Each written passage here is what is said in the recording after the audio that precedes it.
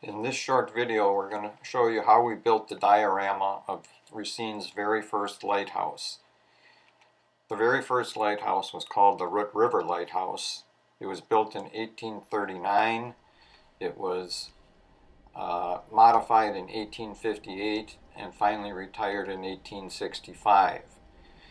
When we started out on this project, we used drawings from the era, actual drawings showing the dimensions and the height and widths of both the lighthouse and the keeper's quarters before the modification. Using these drawings, we were able to place the doors and windows into the tower and make a good representation of the keeper's quarters. This is a drawing showing what was done to the lighthouse after it was modified. We did not do that. This picture is one of the only known pictures of what was left of the lighthouse after the light was moved to the new lighthouse.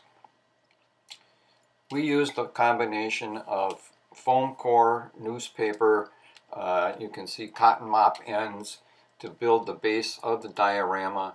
We then used a lot of model railroading materials like plaster cloth, ground cover stuff, glues, foliage, and everything like that to complete the diorama. The brickwork for the keeper's quarters we printed on self-adhesive paper so that we could wrap foam core structures with it to give us the look of the keeper's quarters.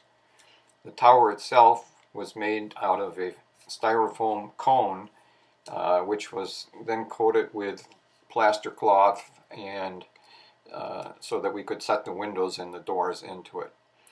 This is giving you a picture of the surface. You know, once a lot of the railroading materials were added, it's almost in its completed stage at this point, but it gives you an idea as to what it's going to look like. You know, as we go into it, you know, we'll be able to get a closer look at some of the detail of the grounds around it and around the lighthouse tower and keeper's quarters itself, as well as the lake bank and the shoreline a little bit.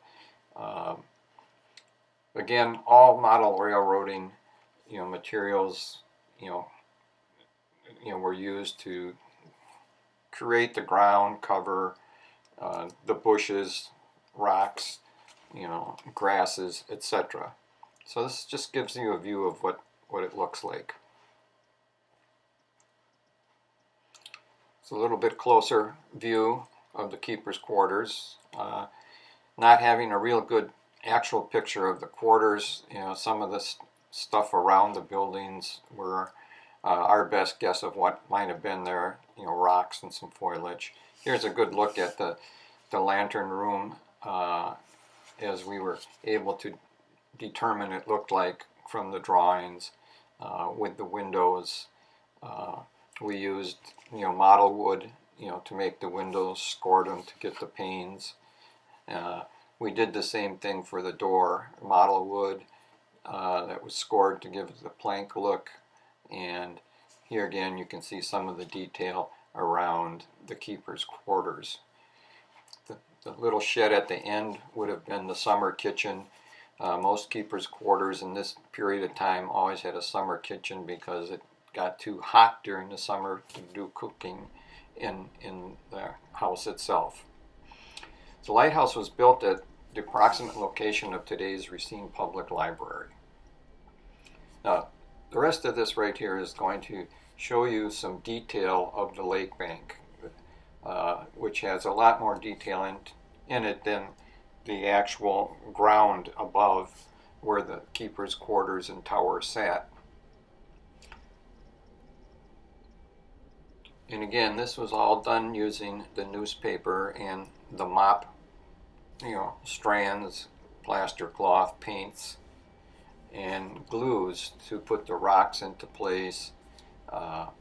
We used model paints to simulate the water, line the sand, We actually have real sand there that was painted the sand color to make it look, you know, like the lake bank might have looked back then, as best we can.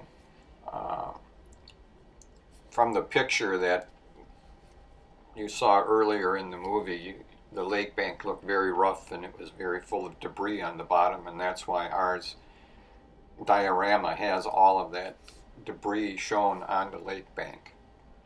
Here you're getting a little bit closer look at some of the detail around the keeper's house and the tower. There was a path that went around the keeper's house that went to the lake bank that looked like it, you know, made its way down the lake bank. It wasn't very safe looking. It was pretty treacherous, but it was down there. There it is right there, because there were a series of piers at the bottom which we did not put into the diorama. So here's the good look again at the diorama as it's completed, and we're just going to give you a little bit better look around it, and hope you have enjoyed watching this and looking at how we put this beautiful diorama together. Thank you.